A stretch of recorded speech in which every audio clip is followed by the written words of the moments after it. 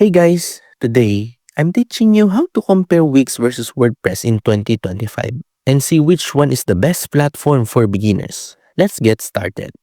Wix is designed for simplicity. It has drag and drop everything, ready-made templates, and built-in features like e-commerce and booking tools.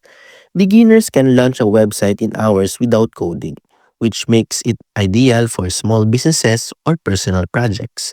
The downside is that advantage customization can feel limited once your site grows. WordPress, on the other hand, offers more power and flexibility.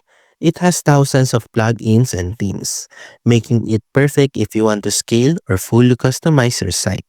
But it comes with a steeper learning curve since you'll need hosting setup and some technical knowledge to really get the most out of it. So if you're just starting out and want something fast and beginner friendly, Wix is the better pick. But if you're willing to learn and want a platform that can grow endlessly with your needs, WordPress is the smarter choice. Thanks for watching this comparison and I'll see you in the next one.